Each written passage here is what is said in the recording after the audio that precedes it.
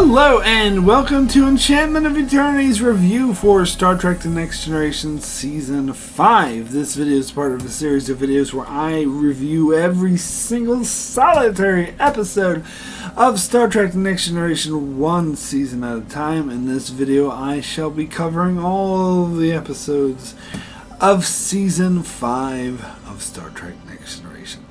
So, Season 5, my friends, we finally made it to the first season I ever saw of Star Trek Next Generation. Actually, it wasn't really. Season 4 was. But this was the season that was airing when I started watching Star Trek Next Generation. So I finally caught up to the episodes that I saw as they came out rather than the ones I watched on reruns after the fact. Now, that's only true for partway through the season. Like, I missed the first little bit of episodes. Like, I didn't see those until like years later. Well, not years, like maybe 1 year later. I had to wait till it came on reruns before I saw those first couple of episodes. Like, I had no idea. I didn't see the introduction of Ensign Ro until after I was well aware of her, for example. But yeah.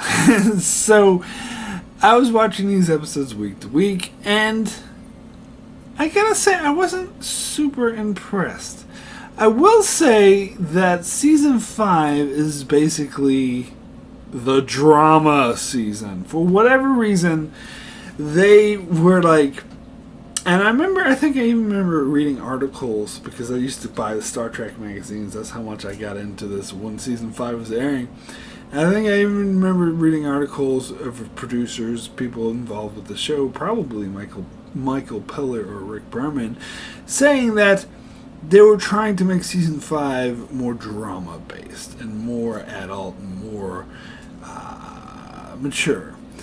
And I think that definitely shows. In fact, I think I might take a step further to say that they're trying to be like art house films. They're trying to be like really into indie films. Because here's the thing about art house films, and I have a love-hate relationship with art house films because I really hate the ones that are really pretentious and try to be, ooh, we're so artsy. And one of the tenets, and I've studied a lot of indie films and art house films, and a lot of them are just doing the same thing and copying each other, which is the ones I don't like. I like the really weird experimental ones that try something different. But most of your typical ones will be based on children or old people.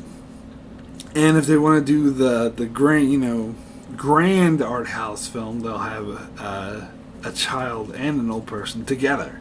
And it would be like, I guess the film Up was like that. I guess Pixar's kind of wasn't trying to be a bit art house. But anyway, they love films about children and old people, even though children are the hardest to work with. And that's what I noticed about Season 5. There's actually a lot of episodes in Season 5 that are centered around children. There's a lot of children episodes. There's Disaster that has children. There's Hero Warship, which is about children. This is New Ground that has Alexander. And then you get the trifecta, or not trifectas mainly. You get the superb one where they have a child and an old person team up and form a relationship in Cost of Living. And then Borg, which is kind of like where Hugh is kind of like a lost child. You got an imaginary friend, which is about children. And I'm surprised Rascals wasn't in Season 5. There's a lot of ones about... Oh, and you have The Inner Light, which is about Picard raising children. And basically, yeah, a lot of kids. And even the ones that weren't about children were like drama-based, like Darmok and Inner Light and First Duty or whatever. They're kind of leaving the whole sci-fi action thing behind. Not entirely. You got episodes like Cause and Effect, which is full-on sci-fi, and you got episodes like Power Play, which is all really action-based, but for the most part, you get is really drama-based. And my opinion on how well this worked is, I think mixed results is what I would say. This is probably the season out of all of Next Generation that I say is kind of hit or miss. Like, some episodes are amazing, like superb, some of the best that the show has ever produced. And other episodes are just flat out boring or terrible or painful to watch. So this is the sort of bipolar season. Now, I've heard the opinion of someone say that was true of season 6, which I disagreed. In fact, I made a comment saying, no, I think season 5 is the one that has great episodes and shitty, boring episodes. So actually, I don't know. I think season 5 is actually my least favorite of all of the 5 later seasons, not counting the first 2 because, they suck. But from season 3 onward, when the show got good, I think season 5 is my least favorite. Because I just watched season 4 that's better than I remember it being. Yeah, I still, had a lot of mediocre episodes. Season 3, you know how much I love season 3. I thought that was like great through and through. Season 6, I think, is another one of the best seasons, even though it's had a rough start. Towards the end, it just got amazing. And season 7, I actually like a lot better than everyone. Everyone will say that it's not very good, and it's one of the worst seasons, and that it's they got tired and they ran out of ideas, which I disagree. Totally, but I'll get to that when I get to season 7. I actually like season 7 better than season 5, to be honest. Now, that's not to say I totally hate season 5, which I don't, because it's a good season of Next Generation, disregarding those first 2. So I do hold it in a high regard, especially since some of my favorite episodes of the entire show are this season. But as I said, I think it's very hit or miss. I do.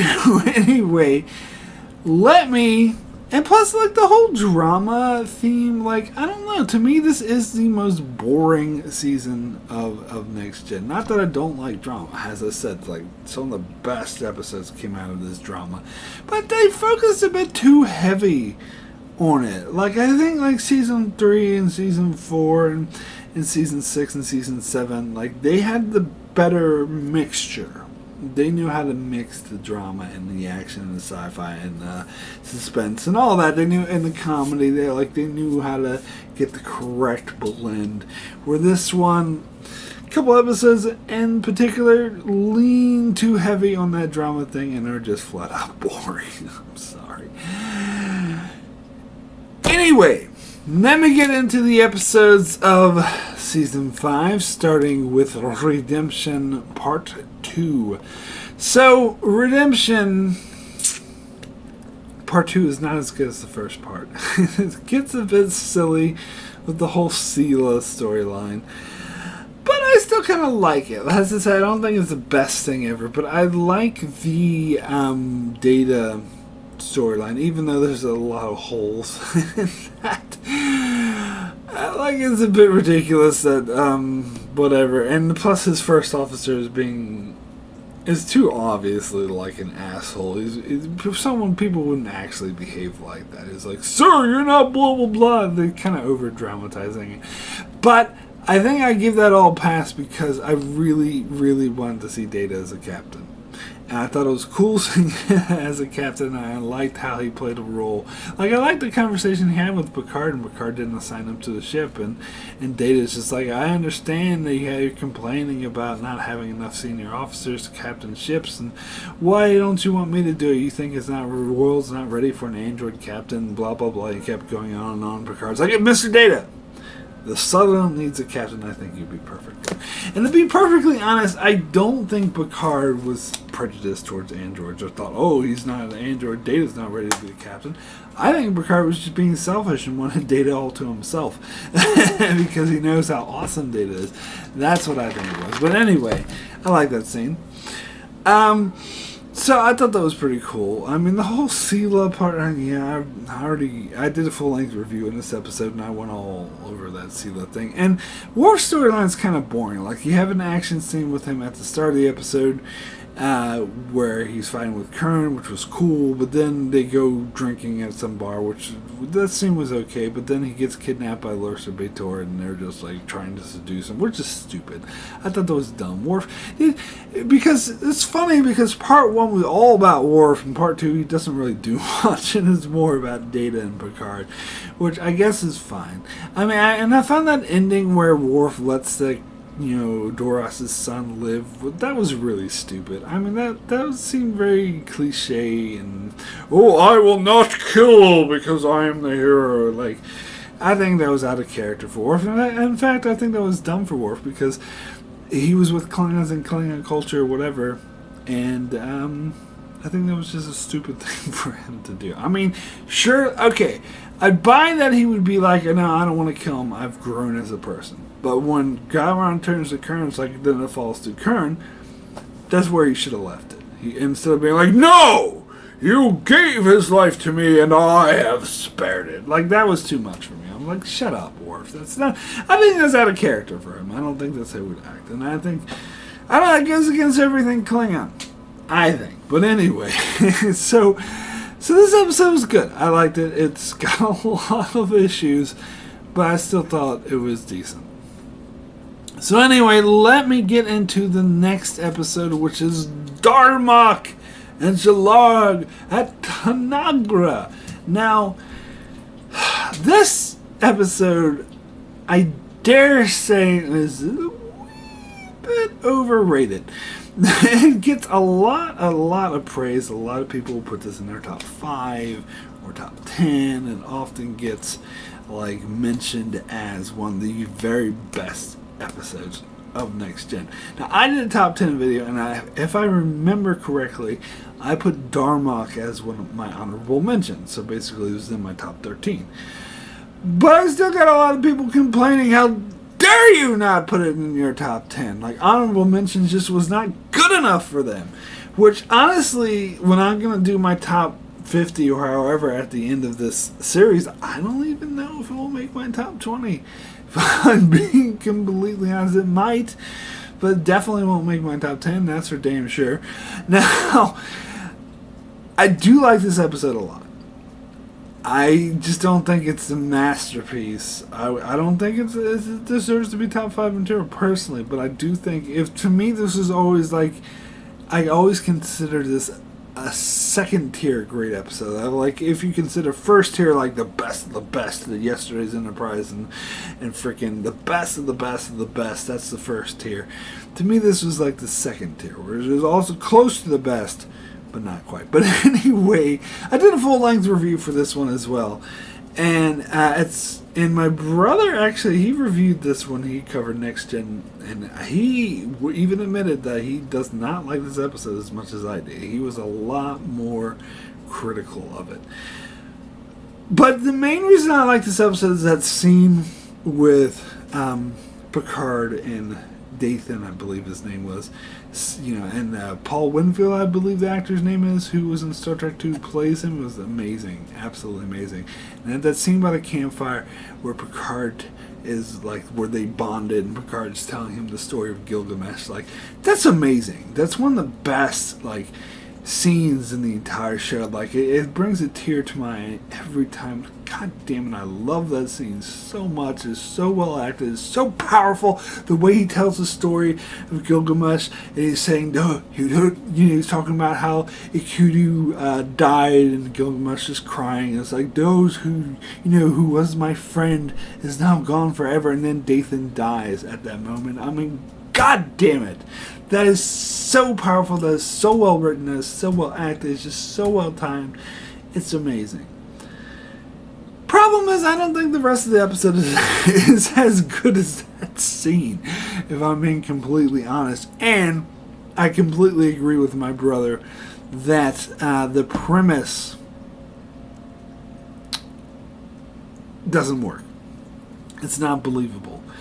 The whole premise of these aliens speaking in metaphors, and again, I talked about this in my full-length review, but basically what I was saying is that, sure, there could be an alien species that speaks in metaphors, fine, but they have to have a base language in order to talk, because it's clear in this episode that these dudes have a base language. Otherwise, when they said Jalad on the ocean, how the fuck do they know what an ocean is? They have to have a base language that portrays to them what an ocean is.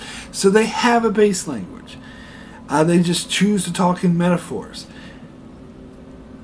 So therefore, if they have a base language, they would be able to understand what Picard is saying, because the universal translator latches on to the base, to the English, the base language that Picard is speaking, translates into their own base language, so they would be able to understand.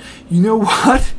So basically the metaphor thing, that's not a language, it's a dialect. So Picard would sound weird to them, but they would still be able to understand. That even though Picard's not speaking in metaphors, they would still be able to understand the base language. He would just sound like he's talking really funny. Kind of like those people in Nemesis, that Voyager episode Nemesis, not the movie.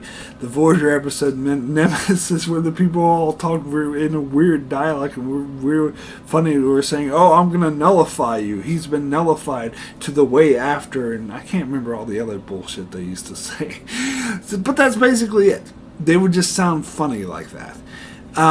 Because they're not talking metaphor, but they'd still be able to communicate. And it's the same thing like with, and because the children of Tama, whatever they're called, because they could understand Picard, they would know how to talk to him in order to get Picard to understand them as well. They would sort of spell out, Darmok Jalad Tanagar. Well, what does that mean? Well, it means that we should beam down to this planet and face it. Like, he'd be able to say that. I'm sorry, because they would have a fucking base language. They would. It would. The whole metaphor thing is a dialect, not a language. And I've read some articles of trained, educated linguists who pretty much say the same thing. And here's so that's basically the whole premise of this episode is it's on a shaky house of cards that falls apart.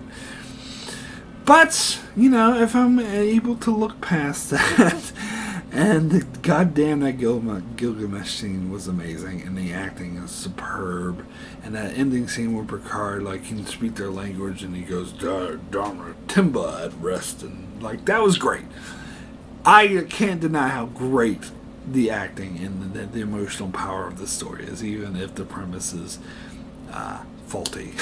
Anyway, maybe that's why I don't love it quite as much as everyone else does, but I still like it a lot. Anyway, let me get to the next episode, which is Ensign Rowe. Now, as I alluded to, I saw The Wounded, and I started watching Deep Space Nine, I believe, before I saw this episode. Or maybe I did. I don't know. But it wasn't... I thought for the longest time, I thought The Wounded was the only appearance of the Cardassians. It wasn't until much later. And I am pretty sure I would start watching Deep Space Nine before I saw this episode. But anyway, so, of course, as in most things Star Trek, as it was with the Cardassians, the Bajorans, or the Bajora, as they're referred to in this episode, which is really weird after you're familiar with Deep Space Nine, where they're called the Bajorans, and all of a sudden they're like the Bajora, and they live in the refugee camps. And make no mistake, this episode makes it very clear that there are no Bajorans on Bajor. They all live on refugee camps. They were all exiled from their home planet, and their terrorists fighting to get their home planet back. The whole thing about there being occupation, a Holocaust type occupation on Bajor, that was changed. I know they try to justify this. They try to do the head canon thing later on and retcon it to be like, oh no, there's just some refugee camps, but most of the big Bajorans are still in Bajor. That's not how this episode plays it. Plain and simple. It's just the writers changing their mind. Please, please, please do not try to come up with some BS in-universe excuse to explain. It's just the writers changing their minds, which they often do in Star Trek, because they don't plan everything in advance. They're kind of making shit up as they go along. And so they decided, from the premise of Deep Space Nine, it would be better to have them all on their home planet rather than be on these refugee camps. So they changed their mind. And that's fine. It just makes watching this episode, especially they keep calling them the Bajor, it just makes it a bit weird. But I always thought this episode was okay. I really like the character of Ensign Ro. I love Michelle Forbes, that's her name, who portrays her. I remember I saw her in the movie California with David Duchovny, Juliette Lewis, and Brad Pitt before I saw next. Actually, no. Let me walk that back. I went and saw California because Michelle Forbes was in it, and I saw her from Next Gen. That's right. I was like, hey, it's Ensign Ro, I should go see this movie. And to be clear, I had no idea who the fuck Brad Pitt was. This was like this was before he became a movie star. This was before he was well known and popular. David Duchovny, I think I did recognize a few episodes of the X-Files, and it's the dude from the X-Files. And Juliette Lewis, I've seen movies before, but I didn't know who the hell Brad Pitt was. That's really creepy. It's not that good of a movie, to be honest, but I used to really like it just because it had Michelle Forbes and David Duchovny and Brad Pitt in it, who I like all those actors. It gets in some fake psychology. But anyway, I'm off on a rant about California, spelled with a K. Should talk about Ensign Ro. I kind of like the interactions with Guinan. I think this is good use of Guinan. I like the interactions between Guinan and Ensign Ro. I like how Guinan sticks up for Ensign Ro with Picard. And I like how, Ensign Ro is being a dick to everyone. And Troy and Crusher is like, oh, can we sit with you? And she's like, no! And then Guinan comes. It's like, would you like some company? She's like, no, I'd rather be alone. She's like, no, you wouldn't. You're lying. And she sits down and talks to her anyway. And every time Ensign Ro is like, tries to push her away, Guinan's like, no, I don't believe you. I love that. I think that's great. I'm usually not that huge of a fan of Guinan. Like, I have nothing against her, but I think this is really good use of her. But the main plot about, the Admiral with this Cardassian flu, I don't know why the hell Picard keeps talking about the Cardassian flu. I mean, the main point is that he visited a Cardassian, it's not like he was lying about visiting Cardassian. He was very open with Cardassian. I don't see what relevance the damn Cardassian flu has for anything. But anyway, about the Admiral using Ensign Ro to give the Bajorans weapons, but actually he wasn't really doing that. That's just what Ro thought. Actually, he was trying to use her in order to get them to kill the Bajoran terrorists, because he thought they attacked the Federation world. And then Picard's like, Admiral, they didn't even have warp-capable ships. How could they destroy our colony? Question: Did he not know that? Surely he would know that. And if they don't have warp-capable ships, how the fuck do they attack anyone? Even the Cardassians? It doesn't make any sense. I like some of the portrayal of the Bajorans in this episode as really, I think this is when they... and I talked about this before, I don't want to get too much into this, but I think get a real Palestinian Israel conflict vibe from this episode, which of course Deep Space Nine would go in a totally different direction with the Bajoran Cardassian conflict and turn it into a Holocaust analogy, which is very strange when you think about it, but I'm pretty sure that's the original intent of this episode here. But overall, it's fine. It's decent. I always thought of it as just a decent episode. Nothing against it, but it doesn't really wow me in any way. Anyway, let me get into the next episode, which does really wow me, and that is the Silicon, or not there's no there, just Silicon Avatar. I love this episode. I've always loved this episode, but watching it recently, but I think I downplayed in my head how much I love this episode because other people don't like it as much, and a lot of people say, yeah, it's decent, it's good, but people don't really hold it up as one of the better episodes of Next Gen. I think this may make my top 10. If I'm being honest, this has a huge shot, a big shot, making my top 10 best episodes of Next Gen. I love this episode. I think it is absolutely amazing.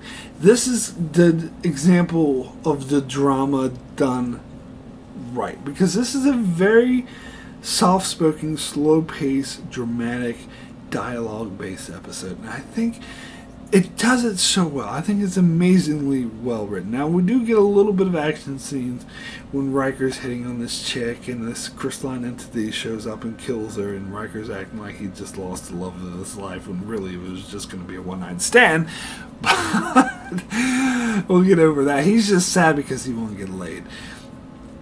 I don't know. Maybe that's too harsh.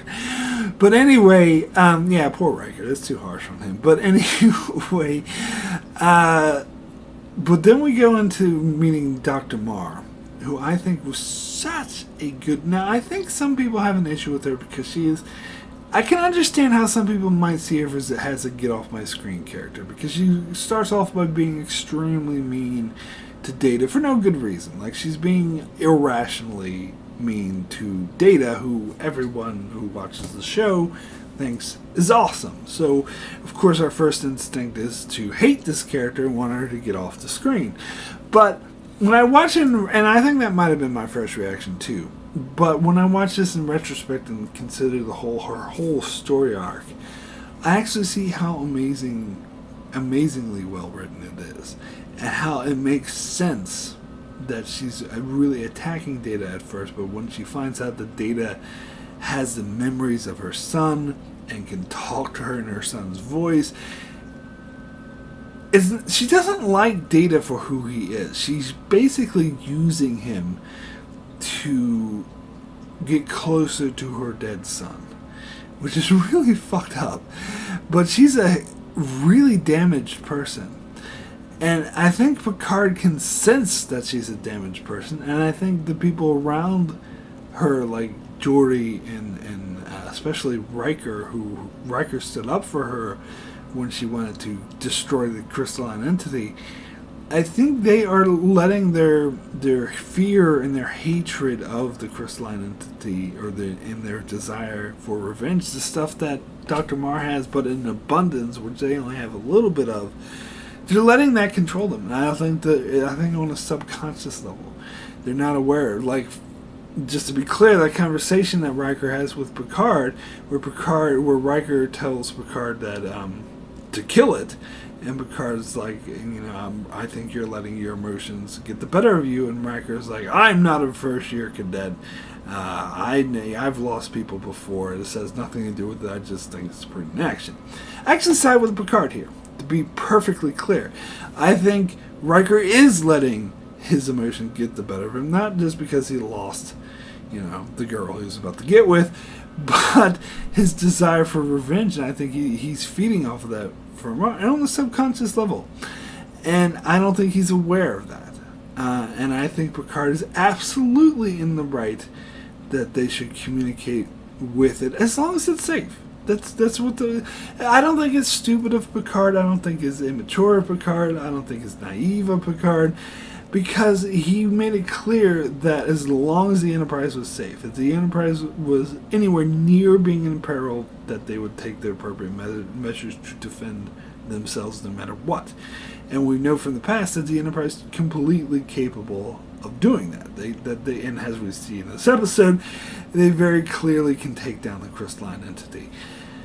But then you get the scenes between Data and Dr. Marr where, like, he reads the letter of her dead son to her. Like, that was such a powerful, I think this is one of the most powerful, well-directed scenes in the entire show. It really gets me. And then that ending, I think, is absolutely amazing, where Marr, of course, kills the crystalline entity and everyone's trying to stop her, and she turns to Data and it says her son's name and says, I did it for you. Like, oh my god. It's such a well-constructed, tragic character story. And then, of course, Data's reaction to her, where he says it in his android, matter-of-fact, emotionless way. And the fact that it is emotionless makes it that much more damaging, that much more cold. I mean, he says, like, the worst thing to her he could have possibly said. And what he says in a matter-of-fact manner, I don't think your son would be happy. He wouldn't have liked what you just did. He would not be happy right now. You just ruined your career, and he cared about your career. He would be sad now. And the look on her face, I mean, this is just powerful. Powerful stuff. I think this episode is nearly a masterpiece, if I'm being honest. Especially this rewatch. This is top quality, top of the line writing. I love it. Anyway, let me get over to the next episode, which is Disaster. Now, we finally arrive at the first ever episode of Star Trek Next Generation I have ever seen ever. Yeah, it was this episode, Disaster. So and I think I missed a couple when I was watching because I didn't start watching it religiously until a little bit later on, but I remember very clearly this is the first episode I saw, which is a strange first episode to see because it's, a disaster movie that has Geordi and Crusher trapped in the cargo bay. It has Picard trapped with some children, and it has Worf delivering Keiko's baby. And Ensign Rose, I remember Ensign Rose, one of the first characters that I ever saw. I thought she was a main cast member. I didn't realize she's only in like 8 episodes or something.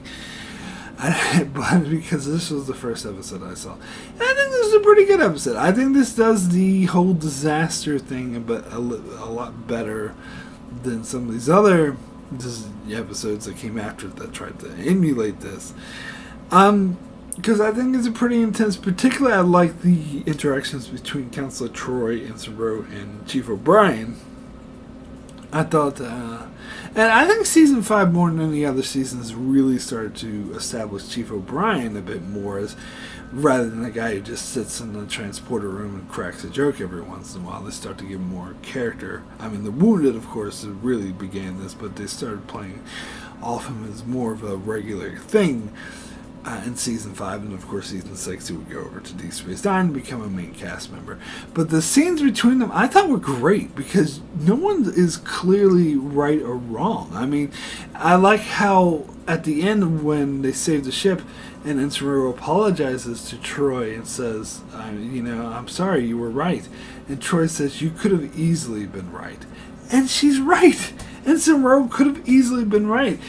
Troy's tactic could have resulted in everyone's death, and Ensign Rose was just being pragmatic.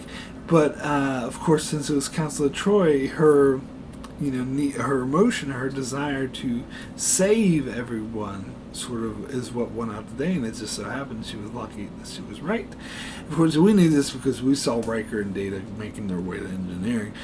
Whatever happened to the people who were in engineering? They never said that. I mean, wouldn't they be... If maybe they were in there and they evacuated, wouldn't it be closest to get back in rather than Data and Riker? But I don't know.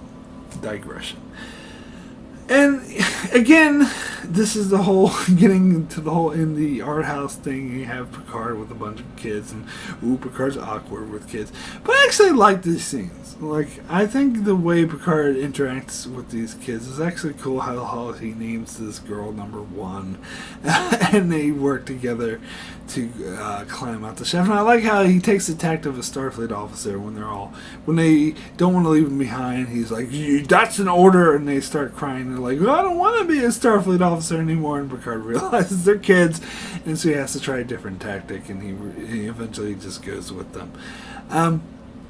So that's cool. Now, I don't think this is the best episode ever. The whole giving birth, they have to do that for a disaster movie. Yeah. So that wasn't the best thing ever. So I don't think this is an amazing episode or anything, but it was pretty good. Alright, so now let me get into the next episode. Which is not so good. It's The Game. Now, I've done a full-length review of The Game on my channel, in which I really trashed the hell out of this episode because I don't like it. I think it's a really, really silly episode. It is a silly place. On second thought, let's not go there. It is a silly episode. So you have this. There's so many plot holes in this. The whole premise is unbelievable. It's to the point of being ridiculous, and yet they bring Wesley Crusher back so to have another Wesley Saves the Universe episode. All right, first of all, all this stuff I nitpick as I got into my review. This game is basically just. It doesn't even need to be a game. It's not actually a game. It's just a delivery system for like narcotics. And the fact that some of the crew started getting it, everyone else would have noticed that they're acting funny. So other people would have noticed that the game is acting funny. Picard would have noticed like how Beverly is like, oh, try the game. Like she tried to push it on Wesley, and she was like acting all creepy. And Wesley's like, rightfully was like, Mom, and freaked out. He wouldn't be the only one who would do this. Other people would notice. I think it's totally unbelievable that Wesley and his girlfriend were the only people that noticed that everyone's acting like a fucking creep. And there's no way Picard would have tried the game. There's absolutely, positively, 1,000% no way Worf. There's a reason why Worf played this game off screen. Because it's unbelievable. And I also don't buy the aliens who whatever came up with the game and were trying to take over Starfleet. They have weapons and shields that are completely inferior to the Federation, to Starfleet. They really think that they'd be able to take over the entire Federation, the entire Starfleet, with these stupid ass games. I mean, there's no way. That's so stupid. And the episode tries to play it as if that was ever going to happen, as if there was ever any risk of that happening. There's no fucking way. Okay, let's say they took over the Enterprise, and the Enterprise went off and started doing this to other starships. The rest of the fucking Federation was in Starfleet, which spans thousands of worlds, or at least hundreds of worlds, would notice this shit. And they would shut it down, and it would find the blinking lights. Especially the whole thing can be cured by blinking lights. That's so dumb. I made a joke in my video about it. That's a good thing that none of these people who were like brainwashed by the game. It's a good thing none of these people went to a rave, or else it would kill them. This episode is just so, and then the way it's just so goofy, and they're all chasing after Wesley and holding his eyes open. The only saving grace of this episode that make it not make my top 5 worst list is the Wesley Crusher and Robin Leffler relationship, which I actually liked, and I like Robin Leffler. I liked Ashley Judd, who played her, and I thought they had a nice chemistry. It's just too bad that they were such a terrible, and it's just the way like they revealed that these people were brainwashed. Like Picard was talking, Wesley went to Picard about the game and was like, "You're gonna do something about this, Captain?" He's like, "I'm on it, Wesley."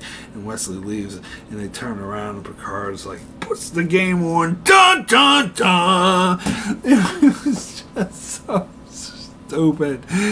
Anyway, let me get into the next episode, which is Unification and Spock. Yeah, Spock's in it. That's basically it. This episode was okay. Like, the Riker storyline was kind of X-Files-ish, in which all this shit happens, but nothing really happens. I mean, it's kind of pointless. Like, they meet this fat Ferengi who's like, "Where's my waiter?" And it's just a lot of fluff. It doesn't really lead to anything. They had this go to this shipyard where this guy is like being all arrogant. "Oh, this is my shipyard," blah blah blah, and all of it leads to, what does it lead to? Nothing really. I mean, the Romulans, they find that the Vulcan ship they were looking for was with the Romulans the whole time, and the Romulans try to use it to invade Vulcan, but they would have done that anyway, so the whole thing was just a giant waste of time. Of course, that's not the point of the episode. The point of the episode is Spock. Now, I did I did like part 1, where Picard was trying to track down Spock and he meet with Sarek. That was cool, and having to do this diplomatic maneuvering with Gowron in order to get a Klingon ship, that was cool too. But again, like, a lot of this episode is pomp and circumstance. A lot of it is really fluff. Like, they really could have condensed this into one episode and focused more on the Spock aspect of it. If we're all being completely honest, that was the heart of the episode. The Picard's relationship with Sarek and his knowledge of Spock through Sarek, and then Spock's wanting to, change the world through, trying to reunite Vulcan and Romulus, and how he related it back to his making peace between the Federation and the Klingons. Of course, they were doing that because this was actually done to promote Star Trek VI, which was coming out. And I remember that I'd seen Star Trek VI in the theater when it first came out, the first Star Trek movie. I saw in the theater as I was a Star Trek fan. I think I saw Star Trek 4 when I was a little kid, but I didn't really, I just wails. And I saw Star Trek 5 as well, but goddamn, I was dragged to that movie. So Star Trek 6 is the first one I wanted to see as a Star Trek fan. But anyway, that came out during this year as well. So, yeah. It's a decent episode. I don't think it's terrible. Oh yeah, the whole thing, we get Sela again, and she's stupid, and she just leaves the prisoners and unhandcuffs in her office with computer equipment. What? I don't know. Whatever. This episode's okay. It's fine. And you see Arts as a Romulan, from Lost. But anyway. Let me move over to the next episode, which is A Matter of Time. This has got Max Headroom in it, and this actor's okay. I kind of like this actor. He's kind of well known in the early 90s. I don't know anyone nowadays would recognize him, but he was okay. Whatever. So he plays this crazy ass. Actually, I do like him in this episode. He's the only good thing about this episode, really, because the rest of the episode is boring. Like the threat of the week.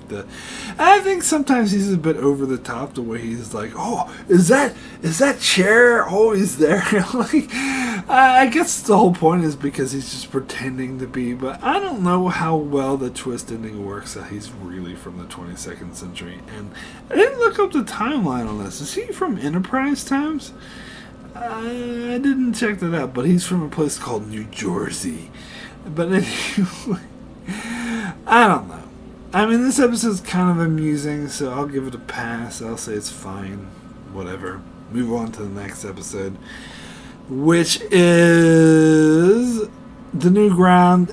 This episode's terrible. It's terrible.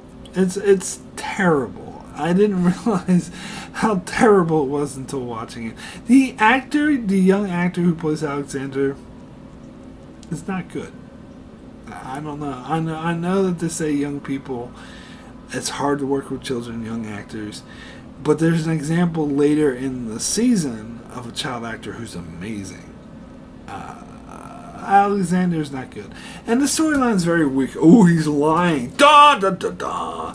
Like, I like the idea of having Alexander come live with Worf. I think shunting him off to Worf's foster parents was kind of just a cheat to get him off the show so Worf could go have an adventure week to week. So I do think it's kind of brave of them to have Alexander live with Worf and Worf not knowing how to deal with that. But I think you don't really see him dealing with the repercussions of his mother's death. And then Worf just tries to shunt him off again to a Klingon school, which is, of course, the equivalent of making a kid go to military school, which is a very regular plot line that would be in sitcoms and shows that came out in the 80s and 90s, so that was just their way of doing that. And the whole thing with, the fire was brought up just to add tension. I mean, this episode is just, it's terrible. There's nothing good about this episode. It's terrible. Anyway, let me get into the next episode, which is Hero Worship. Now, from memory, I thought I would hate this episode. I thought I'd hate it even more than New Ground. But I can actually kind of see what they're going for here. I do think it is boring as hell, don't get me wrong. But it's not as terrible as I thought it would be. Because, again, they're doing the whole art house child thing where it deals with someone who lost his parents and he's traumatized. And he's pretending to be an android. And when I was a kid, I actually knew other kids like that who would do shit like this, who would like pretend I am an android and really, like, not just for a couple of minutes for playtime, I mean for like months. That's who they actually thought they were. And it got old, I gotta tell you. But anyway, and they weren't traumatized like this kid was. But anyway, so I think it's kind of interesting, and watching this again, I think it's actually a great character story for Data that he has to learn to adapt to dealing with a human child who's emulating him, who hero worships him, as the episode says. But as I said, it's still boring, and the conclusion of there being a weird anomaly thingy where there's a mirroring and things get worse and blah blah blah blah blah blah blah blah blah blah blah blah blah. Who cares? So I just realized this episode's not the worst thing ever, but it still sucks. Anyway, well, maybe not sucks. Maybe sucks is too strong, but it's not very good. Let me get into the next episode, which is Violations. Now, this is another episode a lot of people hold as not being a good episode. And it's not. I never really liked this episode. I never really understood it. And it really doesn't age well. It comes off... I mean, it's trying to make a statement on sexual assault, but it does such a terrible job at it, to be honest. And this is where Star Trek tries to use the allegory where it really fails, because you really don't understand what they're going for, and it just touches on sensitive topics in a very clunky way that makes this whole episode really uncomfortable to watch.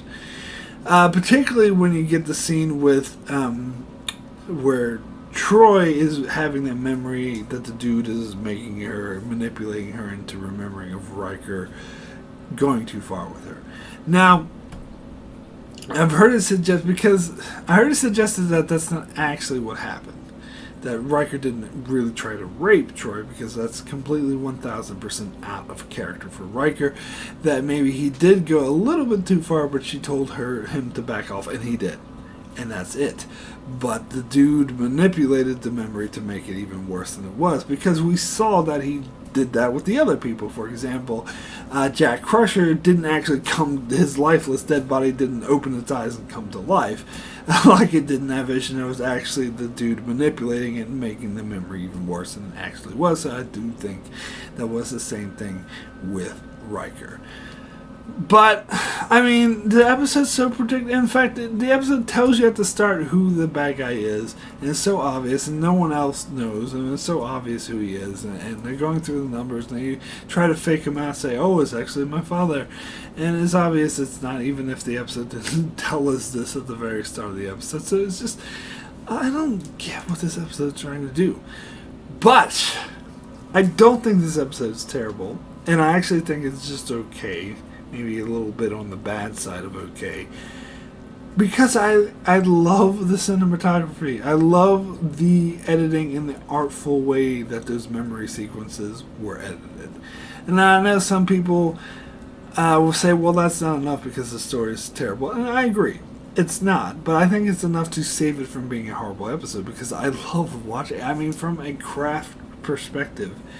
And this was, I believe the director's name is David Livingston, who's really good at doing this experimental stuff.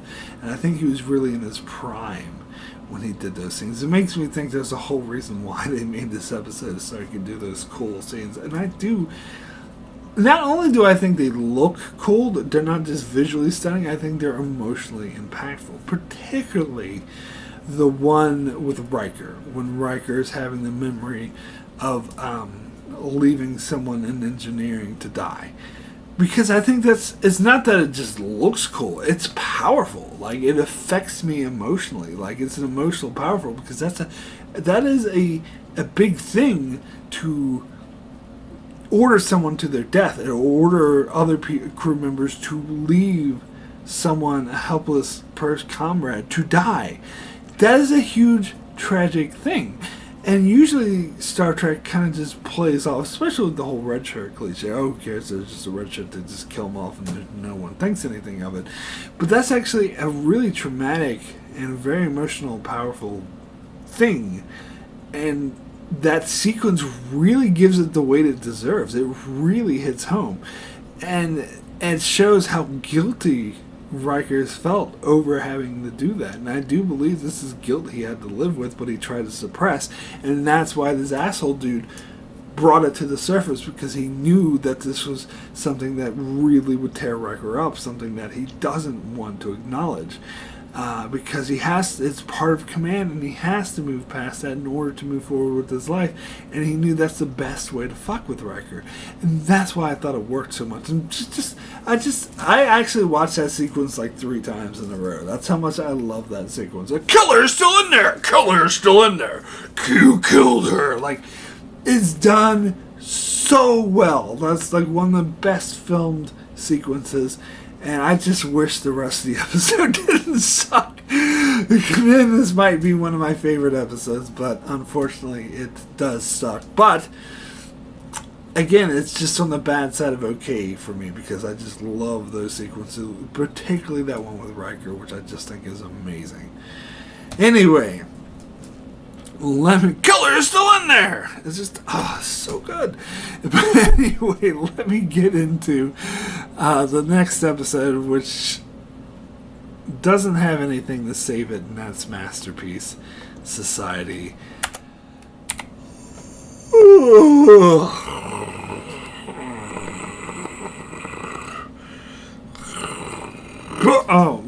I'm sorry. I'm talking about Masterpiece Society.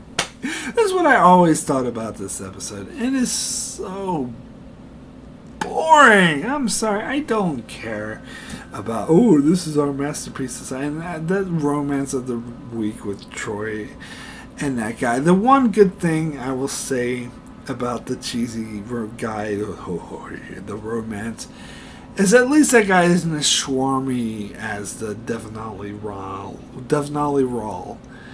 guy from season 3, episode The Price. And I completely didn't buy that Troy would fall for Rawl.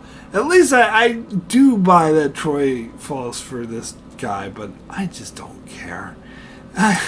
It's just, I'm not invested in it all. Like, they spend one night together and Troy's like, I shouldn't have done that. It's so unprofessional. Oh, Jean-Luc, I have to confess I slept with the guy. And Picard's just like, so? I mean, he's not, but really he should be. He's kind of like that. Who cares? And then they're like, we're gonna, if you evacuate these people, then you'll leave our society to collapse, and it will fall in on itself, and everyone will suffer pain, and blah, blah, blah, blah. I don't know. So what? I don't know. Maybe that's a bit callous of me, but really, if their society is that, I mean, I do appreciate kind of the dilemma they're going for, that they're kind of damned if they do, damned if they don't, because if they just ignore the Enterprise, then they would all die from that threat or whatever the hell it was. But by calling the Enterprise, they opened up another threat because their society is so fragile. But honestly, I'm a bit Darwinistic about this. Survival of the fittest. If their society can't survive a few people leaving it, then maybe that society doesn't deserve to exist, and they shouldn't try to fuck with genetics in the first place. Maybe call that harsh or whatever, but I don't know. I don't really have that much sympathy for these people. And this episode's just fucking boring. Anyway, let me get into the next episode, which is Conundrum. When this episode first came out, I loved it. More recently, I thought this episode kind of sucked. I watched it again, and I'll meet you in the middle somewhere. It's okay. This episode's fine. It's better than I remember it being. Not as good as I remember it being when I first saw it. But it's interesting seeing the crew without their memories and how they would interact with each other. I mean, the Rowan Riker thing is the most obvious. Like, that's a bit too obvious. They're a bit too blunt with that. How at the start of the episode they're yelling at each other, like, "Why are you doing this way? Blah blah. You suck. You need blah blah." And then they, as soon as they lose their memory, like, "Hey, they start flirting." And I'm so sick of Riker getting all the chicks, even chicks he hates. So that was a bit blunt and over the top, a bit too obvious, but it was interesting seeing them without their memories and how they still had their key components. I actually think having the Duff Man, Commander McDuff, I think it was, who was the alien who was just impersonating the first. Why didn't, and this is something I said before, why didn't he make himself the captain? He made himself the first officer. Why didn't he make himself the captain? And then he would be able to give the orders, and they would have a harder time getting rid of him. You might say, oh, he probably wouldn't be able to sell it as well. I don't see why selling being captain would be that much more difficult than selling being a first officer. Just me. But anyway, yeah, the Duff Man. He kind of threw things off because he's not actually part of the crew, so you didn't really get the right dynamic because he kind of what the crew would act like if they had no memory, because he kind of fucked that dynamic up a little bit. Also, the whole premise is stupid. These aliens, the alien ships that the Enterprise is attacking, and because the two aliens at war, one of them took over the Enterprise so they can use the Enterprise to wipe out their enemy, and their technology level is said to be equal. And Picard, I mean, the Enterprise was just easily picking off these ships, and they were going to go to the headquarters, like the main military base of the entire species, and Enterprise could destroy with one photon torpedo. These people are puny. So you're telling me, and again, the enemies, the one who took over the Enterprise, have their technologies equal to this. And they have the technology to wipe everyone's memories and reorganize the computer to only tell certain information, and just by meeting this weird alien species for the first time. Bull fucking shit. No way in hell. That is the hardest sell. That is absolute nonsense. There's no way they would be able to pull this off. So that kind of undermines the whole episode. But again, it's decent. Duffman. it's a decent episode. So I enjoyed it a little bit, but it's nothing great. Alright, we'll get to the next episode, which is Power Play, and this is another episode that I really liked when I was a teenager, when it first came out. In more recent years, I hated it and thought it sucked, and watching it again, I think it's fine. It's okay. It's decent, like, it's probably one of the episodes with the biggest, like, phaser fight in, where we get a full-on phaser fight, but it's not all that impressive. Mainly, like, a bunch of security guys come in and get their asses kicked. Worf gets his ass kicked. And then Troy starts shooting a bunch of random people for no reason. Well, I mean, there's a reason. To instill terror. But it basically becomes like a hostage situation. And, of course, the whole storyline of aliens taking over the bodies of our crew members and being assholes. I mean, that's very cliche and common and kind of sick with the whole thing. If I'm being perfectly honest here.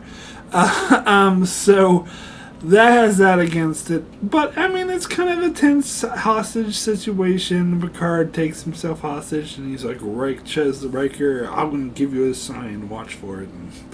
And Geordi and Ro come up with a plan to get rid of the thingies, but it doesn't work because Data steps out. I still am always iffy about an alien taking over Data's body. I don't know. I'm just really iffy about that. And then O'Brien was being weird with Keiko because the alien taking over his body has O'Brien's memories, and I don't know, that was a bit weird. I don't know if I really got that. And the whole thing about the aliens saying, "Oh, we're spirits, we're the spirits of the Essex," I thought that was really stupid. Because of course Picard wasn't going to believe that, and he was like, "Oh, take away our remains so we can rest." Like, that is so dumb. Alright, so these alien beings, they took over the minds of Troy, O'Brien, and Data, and as it was made very clear, they got the memories of these people as well. And so that's how they knew who Picard was, that's how they knew the Essex and the Enterprise, and and they even had all the technical skills that those people have. So they would know that to say that we're ghosts looking for rest would not fly with Picard. What they should have said, and this always bothers me, they should have just said, "Hey, there was this weird energy field that trapped the consciousness." I mean, they kind of said this, but then they went off into the whole ghost spirit thing. But they should have made it more science and less like, religious based or whatever, less superstitious. They should have just said, they should have said in complete technical terms, there's this energy field that trapped our consciousness, and our consciousness is out of mind, and so we want to, they could have said we want to find this field so that they can unlock our consciousness, and then we could die or something. They should have come up with a better lie than, "Oh, let's take our remains away so we can rest because we're spirits." Like, that's a stupid lie. It's a bit ridiculous. And like, the way Picard outsmarts them is a bit too easy, I think. But anyway, it was suspenseful throughout, so it's decent, it's fine, whatever. Let me get into the next episode, which is Ethics. Another episode that's pretty boring. I mean, it's not completely terrible. It's okay, I guess, but I don't know. I would say this is, again, definitely on the bad side of okay. This is kind of, I mean, I kind of like the character who's like, the doctor character who has a clash with Crusher, and then the storyline with Worf, like, having to deal with the Klingon suicide and wants Riker to help him commit it, but then Riker studies the ritual and is like, "Aha, it's not my place, it's actually Alexander's place, and you're just delaying the inevitable." And then the argument of whether or not, like, Worf has the right to end his own life. I mean, it's somewhat interesting. I just think the way it's presented in this episode is rather dull. And they had this weird experimental procedure that could save his life, and ooh, is it going to work? And then Worf dies, which is so stupid because of course he's not dead. That was the dumbest fake out ever. And they even have Crusher go to Alexander, so "I'm sorry, your father's dead." Yeah, I was born, but I wasn't born yesterday. Try to dub Worf's dead. Bullshit. Anyway, so this episode's kind of whatever. Who cares about it? Next episode is The Outcast, which is a lot worse. Now, I did a full-length review of this episode already, and I mainly talked a lot about the analogies towards the LGBT community. Now, in more modern times, a lot of people talk about this as a analogy for a transgendered community, and I don't think it was, and I can definitely see that because it's about sexual identity, but if you listen to the dialogue and the way this episode's written, I don't think that's the intention of the episode. I think it's obvious by they're saying, "Oh, why are you discriminating me against who I love because of who I love?" They're saying that instead of "you're discriminating against me because of my sexual identity." So it's obvious to me that they're trying closer to do a straight out homosexual analogy, and accidentally tripping onto a transgender analogy as well, or maybe they meant to just do a general LGBT because they don't care. And Rick Berman is really proud of this episode. Of course he is, because this is the best they could do in the early 90s, because there was an episode written that featured gay characters that was about the AIDS pandemic, and the studio wouldn't let them do it. And so, let's do this vague analogy, which vaguely says discrimination against gays is wrong, while still not presenting any actual gay characters. So, there's a lot in the LGBT community who hate this episode because they think it's a cop-out and it's too little too late. And I can't say I disagree with that. But I will say, one of the main reasons why I don't like people always pointing to this episode for a commentary on the LGBT community, I prefer the episode Rejoin the Deep Space Nine, which a lot of people don't realize is definitely an analogy for that. It's not a one-to-one, it's not a perfect analogy, but they're definitely talk on the topic of forbidden love and the effect it has on society, which to me speaks a lot.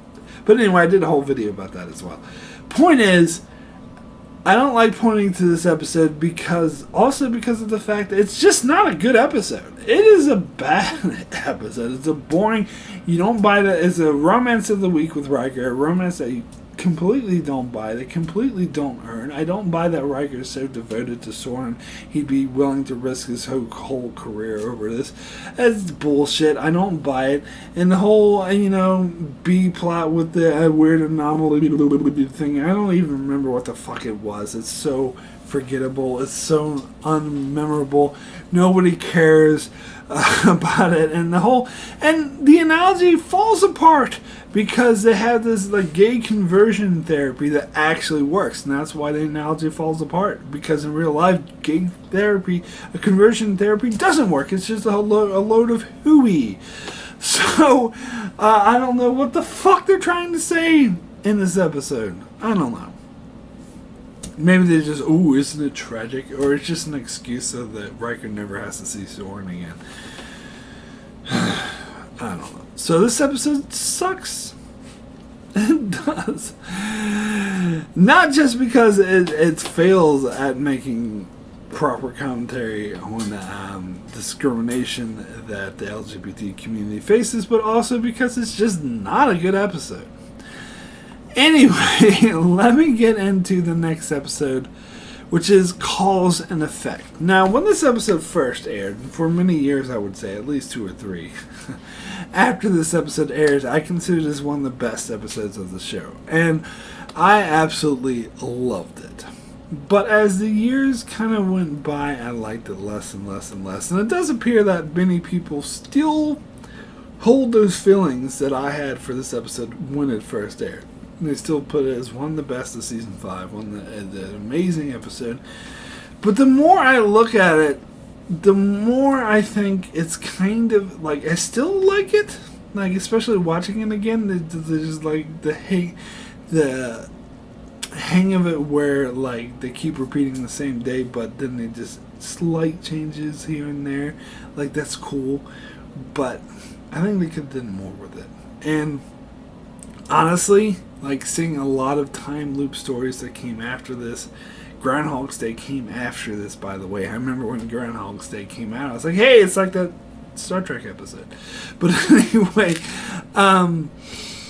seeing the stuff that came after this, other sci-fi shows that did time loops, like Stargate SG-1 and Dark Matter, frankly, and X-Files as well, I think they did it better.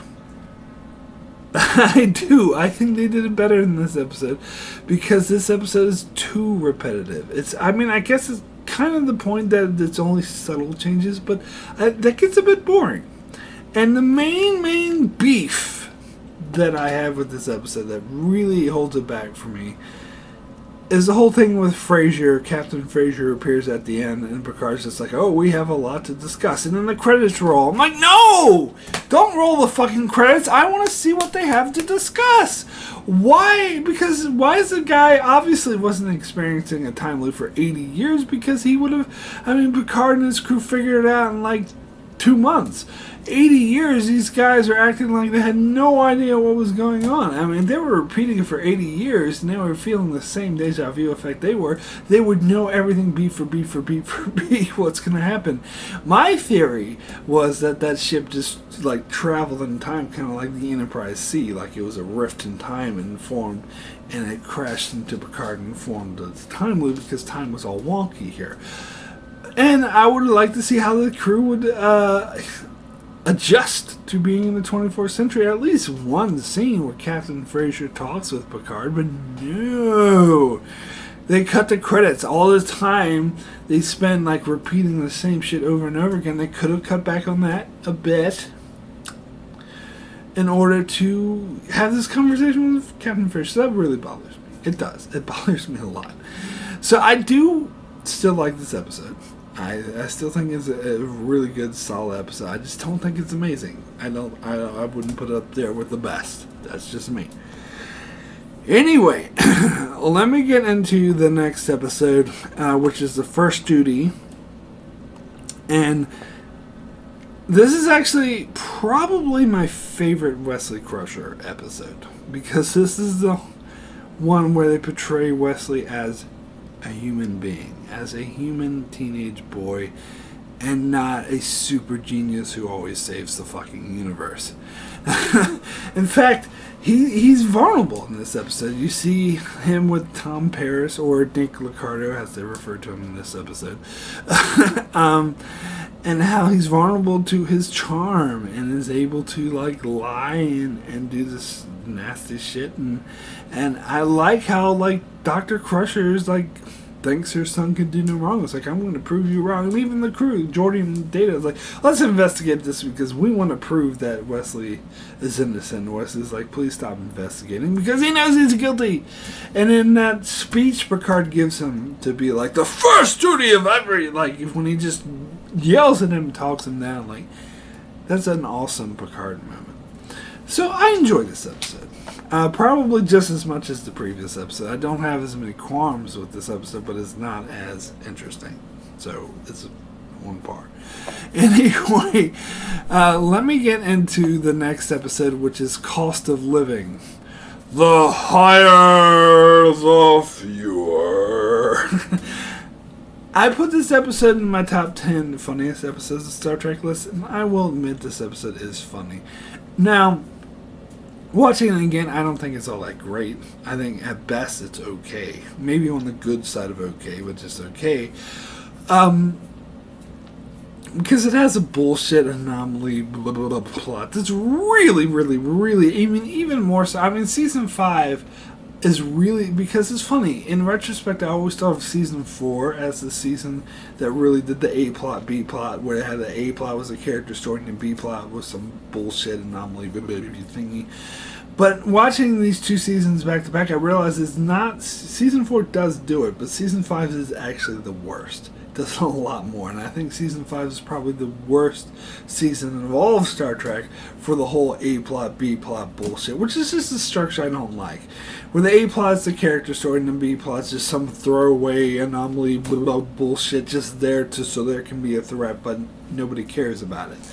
This episode, the threat, the anomaly bullshit in this episode is the most throwaway, the one I care about the least. I can't even remember what the hell happened to it. It's just so dumb. It's like whenever we're doing it, I'm like, is this bullshit over yet? Can we get back to the Loaxana and Alexander? Now, again, I'm going to say, I'm just hammering this home every single time I get to a Loaxana Troy episode. So I'll just mention it briefly. Her appearances in Next Generation are way better than ones in Deep Space Nine. Anyone who thinks so is objectively wrong. Just throwing that out there. Way better. Like, I watched this YouTuber who was reiterating that. And I'm like, I'm sorry, you're still wrong. Her appearances in Deep Space Nine are way worse. This example is not one of her best examples. Like half a Life in season 4, that was, I think, maybe her best episode. And then in season 7 we get Dark Page, which is not a good one. This one is decent. Like, her only terrible one in Next Gen, in my opinion, is just Manhunt. That's the only one that completely sucks. Because she's not she's human in this episode. Well, Betazoid, but she's relatable. I should say she's relatable in this episode, and not just this annoying horn dog trying to have sex with every man on the ship. And it's relatable that she is settling for whatever guy will marry her. A plot that they will repeat in Deep Space Nine. Another reason why her appearances in Deep Space Nine suck. Not getting into that though. But it's done better here. It makes more sense here. And again, as I mentioned at the top of the video, they did the art house trope of having a child and the old person get together. And it's actually, I actually find it kind of funny, especially some of the scenes where she's with Worf and they're arguing, and she's like, "And you're doing this to your own son, Mr. Wolf?" Now, she did refer to him as Mr. Wolf in Half Alive as well, but I think it's funnier here. When she did, "It is Worf, madam." And one of the classic lines I always used to quote from my brother all the time, when Alexander is complaining that Worf always yells at him. He's always yelling at me, Worf. It's like, I do not yell. We always used to say that to each other a lot. It's hilarious. So there's a lot of funny bits, and I love the Parallax Colony aspect of it. Although, then watching a scantily clad woman dance around, I don't see how that was kid appropriate, but it's all another topic. Like the guy going, "The higher the fewer." Like, this is so weird and random, and I like how Alexander just randomly goes up to the arguers and like, "The higher the fewer," and I'm like, what the fuck? I don't know. I kind of like it. But I used to play, it reminds me a lot of the Star Trek collectible card game I used to play in the late 90s and early 2000s. I used to really be into this as like a Magic type thing, but with Star Trek Next Generation. Then they did expansions in Deep Space Nine and Voyager, and it got way too complicated, and it just died. But I remember the Next Generation, like the first expansion I had to do was just focused on Next Generation. It had a lot of dilemmas or cards you had to overcome about what the Parallax Colony. It had the one for the higher the fewer, where the more crew members you had in a away team, the more points you would lose, which is actually a really good gameplay, because a lot of people would just beam down to the planets with a huge away team in order to solve the mission, because they'd have more people that could defeat the dilemmas more easier. So this dilemma would punish people for doing it. You flat out, so if someone beamed down with like 25 crew members, they lose 25 points. And by the way, you need 100 points to win, so that is a huge knock to lose 25 points. But and they had one with the Parallax Arguers too, but I remember that one was sucked. And they had one with, that bubble guard. They had a dilemma for that, and very appropriately, it was very easy to defeat, just like it is in this episode. But anyway, I'm sorry, I'm getting off on a tangent here. It's deep. Like in the end, when Loxana shows up naked to her wedding, and they have that prude, he's kind of smiling. Like some of the scenes between them, I think are funny. So this is a funny episode. It's kind of throwaway, not great in any way, shape, or form, but it's decent. Loxana, way, way, way better than any of that bullshit on Deep Space Nine she appeared in. Anyway, I'm sorry. I cannot help but hammer that home over and over again. You're just gonna have to deal with it. Anyway. Let me get into the next episode, which is The Perfect Mate, which is not a good episode. I mean, I'm just gonna... Alright, this episode's sexist, and that's all I'll say. I'm not even gonna get into that. Let's just leave that aside. It's a bit uncomfortable and a bit... I mean, they keep trying to reinforce over and over again why it isn't sexist, but the whole time you're still like, I don't know. But I like the scenes with Crusher and Picard, where Crusher takes on the form of someone who's just like, oh, this slave owner who calls himself the ambassador. Like, her attitude is great, and Picard's just like, oh, what do you want me to do? Just throw out the Prime Directive and just force someone to stay in their quarters against their will, and blah, blah, blah, blah, blah. So I did kind of like that, but the whole scene of her, I kind of like the scenes of her, being able to instantly latched on to what men want. And they had those miners in the bar at 10 Forward, and they were like all horny, and she's like, oh, let's have it, and she started acting like them. And when Worf came in, she started growling. Like, that was kind of cool. But what I didn't like is like the main plot and her like having a thing for Picard, and the big reveal that she had latched on and attached herself to Picard. That seemed really fake and forced to me, and I don't know, this episode was just boring, and especially the stuff with the Ferengi. You get to see Rom at least, but that was really, really stupid. Don't have much to say about that. It's really not a good episode. Anyway, let me get into the next episode, which is Imaginary Friend. Now, I remember very clearly watching this episode with my brother, because this is the first year I was watching Star Trek, and we were watching most of these episodes together and talking about them. And he hated with a capital H, hated this episode. He hated it so much. He talked about how much he hated it, and that kind of rubbed off on me, and I sort of convinced myself I hated it too, and I think he still has this stance where he totally hates it. And I still don't like this episode, to be clear. I'm not saying like, oh, he was wrong, this episode's actually great. No, he was pretty much right. This episode does suck, but especially on this recent rewatch and judging it on its own merits, I don't hate it as much as he does. Like, for example, I don't think this will be a contender for my top 20 worst list. I can't remember if this made his top 10 worst list. I don't think it did, so maybe he doesn't hate it as much as I think he does anymore. But I definitely don't hate it as much. Because it's an interesting concept. It's just, it gets silly when the whole concept of the aliens pretending to be this imaginary friend for this little girl, and they're judging the Enterprise by how they treat the little children, and the fact that because they won't let them go to engineering, she gets pissed off and like, I'm gonna kill you all because you won't let me go to engineering. Like, really? I don't know. And then Picard has to give a speech. Oh, we care for our children. That's why we want to keep them out of danger. That was a bit silly. I'm sorry. But I like the character analysis of this little girl. I think this is done well. And earlier, I referred to this episode by a child actress who actually did an amazing job. I was talking about the little girl who played Isabella, the main character, in this episode. And I think that's why this episode works for a little bit. It's still not good.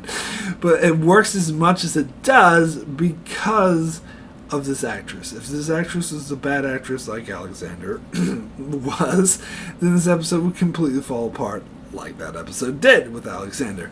But because she's actually a really strong actress, and this episode was well written, has a character analysis on her and the way she interacts with this alien who's like starts acting all evil, and she's freaking out, and how the adults don't believe her at first. Like, I gotta admit, I got a kick out of this scene because Troy kept insisting over and over and over again that the imaginary friend Isabella wasn't real, and so she was like humoring her. It was like, oh, I'll look in your bedroom, let me look under the bed, see, she's not there. Ooh, let me look in the closet, she's not there.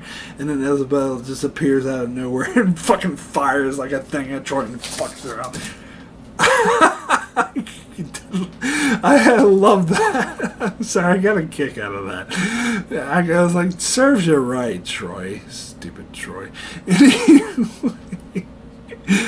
But anyway, I do think it was an interesting, like, if I look at it as a character analysis of this little girl, I think it works. But the whole sci-fi plot about the aliens trying to destroy it, and again, they're in some bullshit anomaly, who gives a fuck about. Although, to be fair, it wasn't a straight on A plot, B plot. They kind of tied them together, which I do appreciate. So again, it's not a good episode, but I don't think it's the worst this season has to offer. I think this season has to offer a lot worse than this one. Anyway, let me get into the next episode, which is I, Borg. Now, this to me kind of illustrates what I was saying about season 5 being the drama season, because we get a Borg appearance, and I think they try to do one a year. They count Best of Both Worlds Part 1 of Season 3 and Best of Both Worlds Part 2 of Season 4, which is kind of cheating because it's the same story. But if you look at it that way, they try to do one a year. And this was the most dramatic. This is the most drama-based one. It wasn't suspense. It wasn't the horror creepy of Q-Who, and it wasn't the suspense, oh, we're all going to die, oh, civilization's going to, huge stakes. Best of Both Worlds, it was just a lost child and them learning to look on an enemy differently. And I think I actually liked it. If I'm going to be honest, this is my favorite Borg episode of The Next Generation. And my favorite Borg episode of all of Star Trek is actually Over on a Voyager, believe it or not, because I know they ruined the Borg. But it was one of the early, like Season 4, first half of Season 5, they were actually decent with the Borg. After they introduced the Borg Queen, in the middle of Season 5 is when they totally ruined the fucking Borg. But anyway, that's another topic. And of course it's Hugh, who would go on to be in Star Trek Picard, because he's such a memorable character. And even though the way they portrayed the Borg here, again, is very, very different than how they'll eventually become. And you can kind of contrast this with 709 and how that was actually very different. Because I like that. Because 709, they portrayed her as someone going through heroin withdrawals. Where here, they portrayed Hugh as kind of a lost child who just doesn't know any better. And Geordi and Picard and Beverly try to show him better. And the relationship he forms with Geordi is really touching. And especially when Picard's dressing him down as the cutest, and he's like, Geordi must not die. Like, this is a really well-developed script. Although the whole thing about, we're going to wipe out the Borg by having an image that's unsolvable, like, that's fucking stupid. Sorry. And someone else pointed out, how they said, the Hugh having this sense of individuality will change the Borg forever, when the Borg assimilate people who are individuals with a sense of individuality all of the time. So, there's that. But anyway, it's still a good episode. I still love it. The whole turn, like Guinan's character story, again, this is a really good use of Guinan, her character journey of how she's like, hitting Picard with her fencing sword. She's so pissed that he even brought the Borg on board, and eventually she ends up like sticking up for him. That scene between Guinan and Hugh that's just amazing. It is good stuff. So this is well written drama, even if the like science part of the plot is kind of nonsense. It's still a really well written, powerful, dramatic, well acted story. So I really like this one. Anyway, let me get into the next episode, which is the next phase. I'm kind of sick to death of, this character's dead. Look, Geordi's dead. But the audience can see very clearly he's not. But to be fair, I think this is one of the better uses of that trope. I was sick of this, particularly from, what was that one, The Most Toys in Season 3, which I think is one of the worst uses of that trope, to be honest.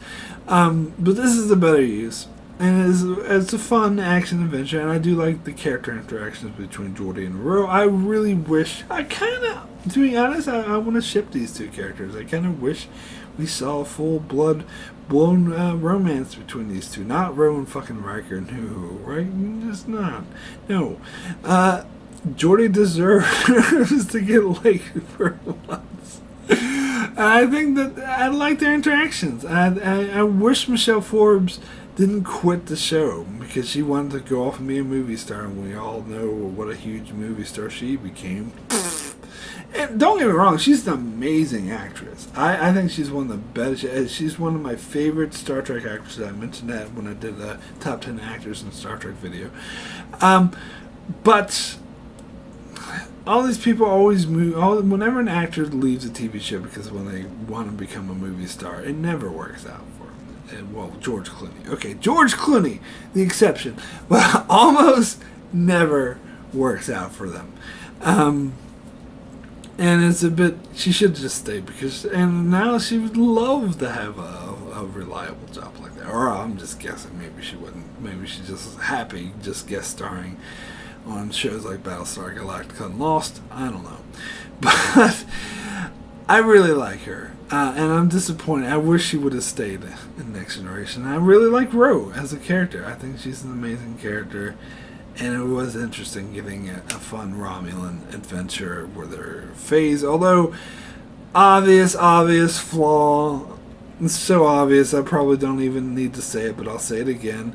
If they are phased and they can just walk through solid materials and solid materials have no effect on them, why are their feet hitting the floor? Why don't they just float through the floor and out into space so the show can happen? I mean, obvious flaw, but if you just go with it and be like, okay, let's just pretend that for some reason their feet hit the floor. Whatever. I mean, I love the party scene where they just keep shooting the phaser around and they try to get people to see them. Like that was pretty cool. How everyone thought they were at their own funeral and they just appear out of nowhere and everyone stops what they're doing to look at them. Like that was cool. So this is a decent episode. I like this one. Anyway, let me get into the next episode, which is The Inner Light. Now, I've heard... The funny thing about The Inner Light... Okay, I'll start with this. The funny thing about The Inner Light is when I first saw this episode, I didn't like it. I thought it was more boring drivel like Masterpiece Society and whatnot for the longest time. So when All Good Things aired, they had a top 5 next gen, you could call in or vote in or whatever. I think it was before the internet was really a thing. So it was call in this hotline. It costs $2 a minute or some bullshit where you could vote for what episode was your favorite. And obviously number 1 and 2 were Best of Both Worlds Part 1 and 2, of course. Number 3 was Yesterday's Enterprise, of course. Number 5 was Relics, which is way overrated, but I'll get to that in Season 6. But number 4 was The Inner Light, and that was the first time I heard of the concept of this episode being so beloved. I had no idea. And when I heard it, I was like, what? This boring episode? Why the fuck do people like this episode? Now, in my defense, first of all, I was 12 years old. Secondly, I don't think I saw the whole thing in its entirety. I think I was out. I have this memory of being out swimming in the pool and coming back in and watching the second half of the episode and being like, this is boring, going back and swimming in the pool. So I don't think I ever really paid full attention to it. It wasn't until my later teenage years, 17, 18, 19, I actually sat down and watched this episode and really gave it the attention it deserved, and that's when I realized that this truly was a masterpiece and it deserved all the love that it got and more. Now, watching this episode now recently, I mean, don't get me wrong, if you see my top 10, this episode was in my top 10, and I think it was even in my top 5. And I did a full-length review for this episode as well, and I call it one of my favorite episodes. I gave it 10 out of 10. But watching this episode again, I think I like it even more than that. And in fact, I will say, at the end, this has a really, really good shot at being my number 1 favorite episode of the entire show. And I might even go as far to say I like this more than In the Pale Moonlight. It might become my second favorite episode of the entire Star Trek franchise, up there with Duet. I love this, and I've heard some people recently, by recently I mean within the last 6 years, say that this episode is really overrated. And of course everyone's entitled to their own opinion. I'm sure people balk at me when I say Best of Both Worlds is overrated, which it is. But anyway, so I'm sure they react the same way I react when other people say, Light is overrated, so they're entitled to their opinions. It's fine, but I think the vast majority I agree with. This episode is simply a masterpiece. It is a masterclass in writing, acting, story development. I mean, just it's perfectly paced. How they jump through time with Picard's family. I mean, these scenes. Let me put it to you this way. I think it is an easy way. This episode could have very easily failed. For example, if the relationship Picard had with his wife and his family came off as just another contrived nonsense romance of the week, like Troy and that dude in Masterpiece Society, or Riker and Soren and The Outcast, where you didn't buy the romance at all. It just seemed out of nowhere and whatever. And it's very easily could have done that way because they don't spend much time. In fact, they fast forward through Picard's life so fast, but they hit all the right emotional beats. Like every scene that they're in is like not a single second is wasted. Even though you get slow-paced dialogue, character-driven stories, it is very meticulously crafted to get you to put you in Picard's mindset, to make you feel like he lives a full life, like he had a loving wife, with a realistic wife relationship, by the way, not just a fake, oh, we love each other so much, where they argue and over petty things, because that's the real part of real marriage. But through it all, they love each other and they raise children together very lovingly. And you buy it. And I think it's not an easy thing to sell in a 45-minute episode. And you also had other characters like Bataille, who was barely in the episode, who talks about the jump to conclusions, Matt. It's a jump to conclusions, Matt. That's the same actor playing Bataille who did the jump to conclusions guy in Office Space. But anyway, he barely appeared in it, and yet you feel that Picard thought of him as his best friend, because those few scenes that he's in really sells it. And Patrick Stewart's performance, like, he deserved all sorts of awards for this. Like, this whole performance was amazing. I think the actress who played his wife, who, by the way, like, I don't think she did anything before she did this episode. She was a green actress. She did an amazing job as well. I mean, they really lucked out. Star Trek has had some horrible guest stars in a lot, actually, and they really lucked out because they went with someone who's inexperienced, and she just did an amazing job.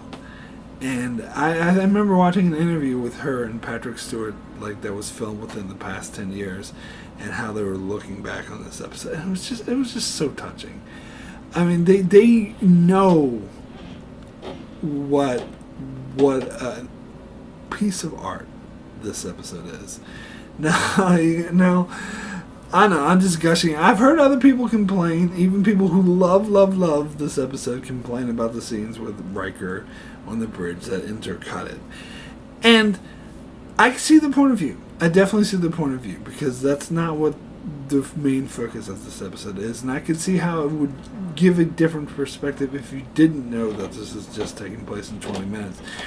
But I kind of like it. I'm going to defend it a bit, because even though I can definitely see that point of view that the episode might be better off without it, I'm going to defend it and say I think it serves a really good pacing narrative purpose to fill in the gaps in between the time jumps in Picard. I think it makes that more palatable and more digestible. Whereas if they didn't have those interludes with Riker and they just jumped straight from Picard to Picard, it would be a bit more jarring, I think. Just my opinion. And I don't mind that we know all along it's been 20 minutes. I don't think that needs to be a shock or a twist. Because I think I kind of think the stuff with Picard on the planet speaks for itself, and it's powerful enough. We don't need to have a twist. But that's just my thought. Anyway, the final scene of this episode, when he gets out the flute, I gotta break down and cry into tears like almost every single time I see that. Like almost every time I hear that piece of music, because that's just is like the best use of subtle storytelling Star Trek has ever done ever, and is one of the best use of subtle storytelling ever in any show, film.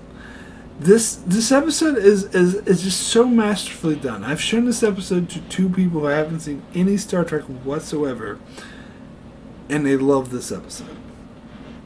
They agree that it was absolutely amazing.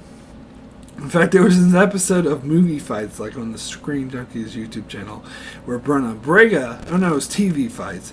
So it was a Star Trek themed episode, and Brenna Braga appeared on it, and he was arguing with other people, YouTube personalities, about Star Trek. And one of the questions was, what's the best episode to show someone who's never seen Star Trek before? And Brenna Braga chose The Inner Light. And I completely agree with him. I do think that this episode stands on its own. It speaks for itself. And if anyone ever asked me that question, if I wanted to show one episode of Star Trek to someone who knows nothing about Star Trek, to get them into Star Trek, to show them the best of Star Trek, it's definitely The Inner Light. Unless, of course, they're not a fan of drama and they're just like mindless action, so then you might do Best of Both Worlds or whatever. But if they appreciate great drama, then definitely The Inner Light. It's just, the final scene with the flute and Picard is like just remembering things, and he just plays the flute perfectly. I mean, it just illustrates, like, just without any words, without any dialogue, that Picard remembers everything so clearly, and it's just the emotion that pours through that scene is just, it's storytelling at its best. Absolutely. Anyway, let me get into the next episode, which is Time's Arrow. Now, I don't know. I still think this episode's decent. Part 1, that is. Even though Part 2 kind of ruins this whole episode. I've heard the thought before that this shouldn't have been a 2-parter, that it should have just been 1 part. And I guess I can see that. I just think they really dropped the ball on Part 2, but I guess I'll cover that more when I get to Season 6.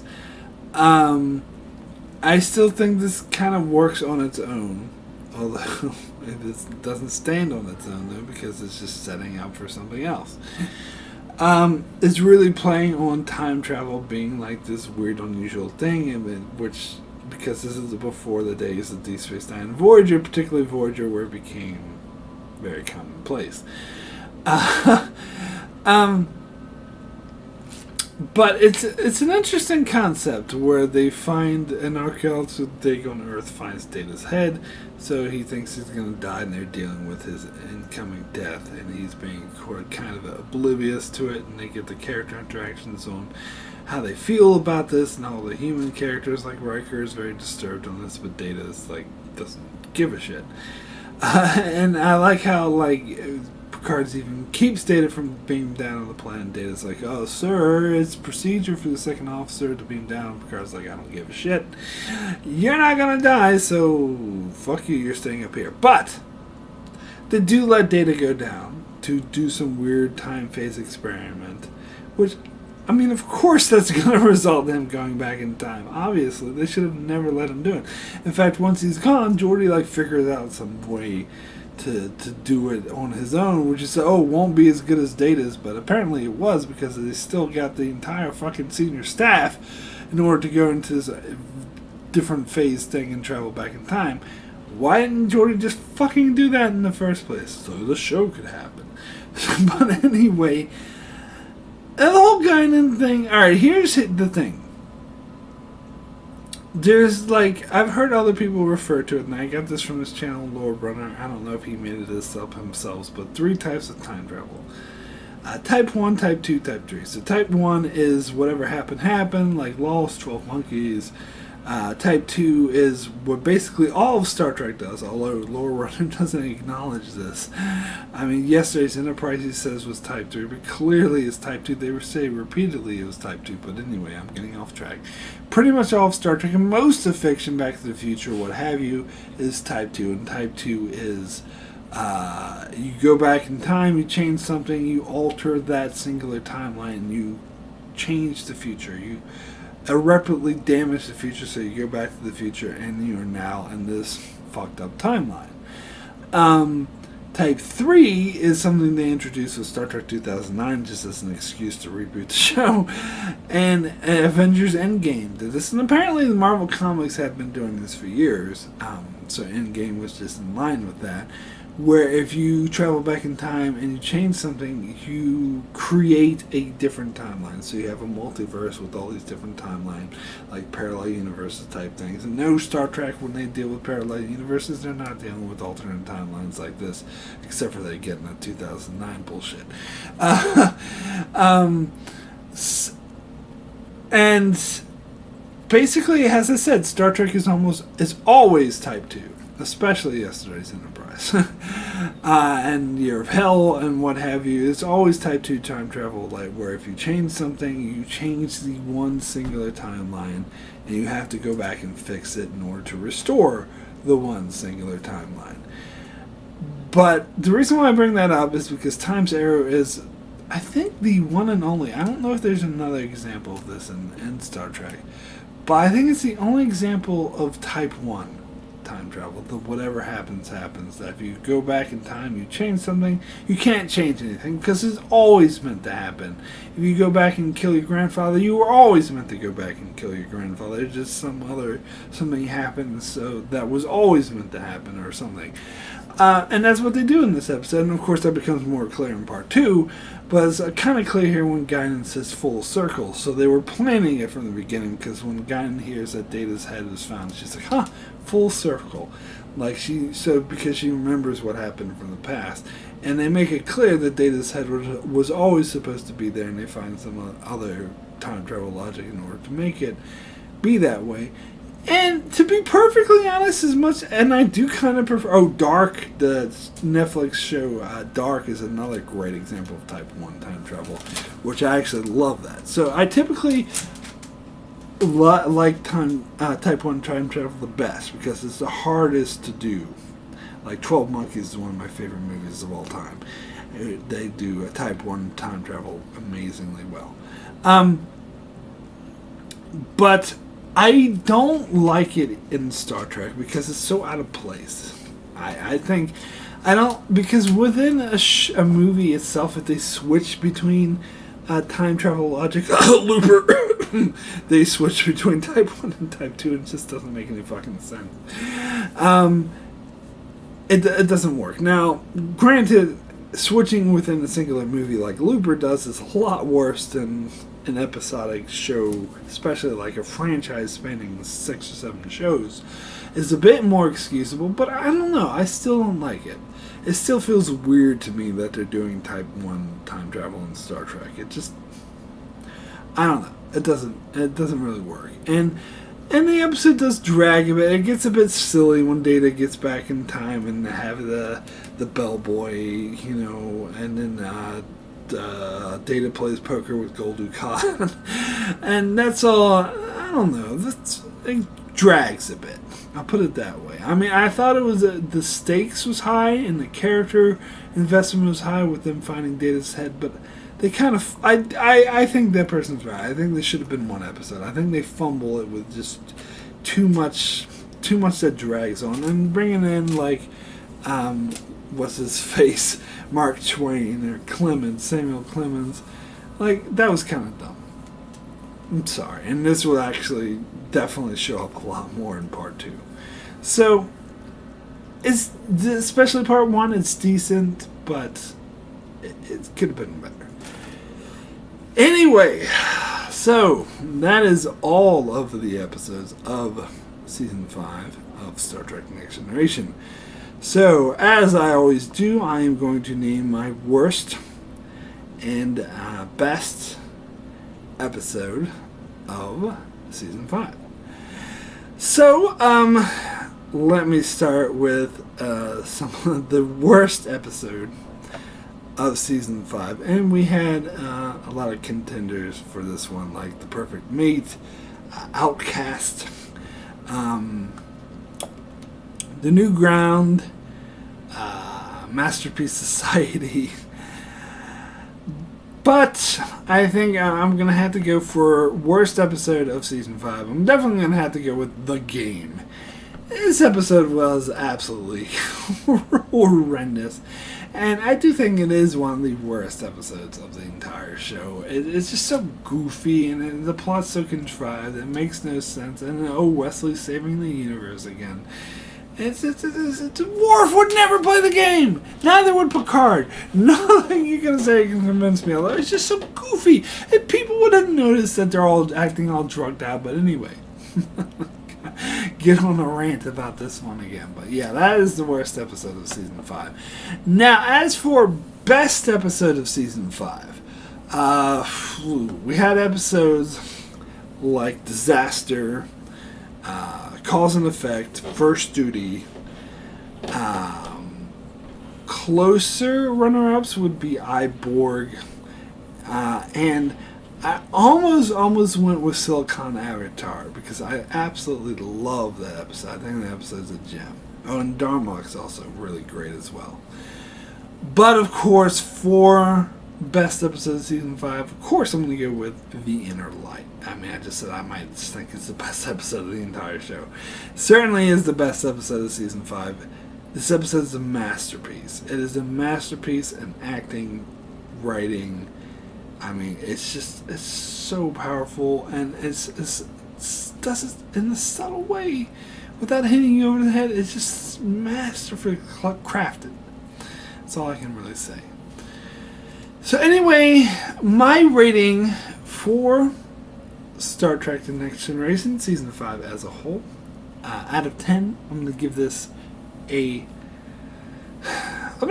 7. Very good. And the reason why I hesitate is because I'm very, very tempted to give it a 6.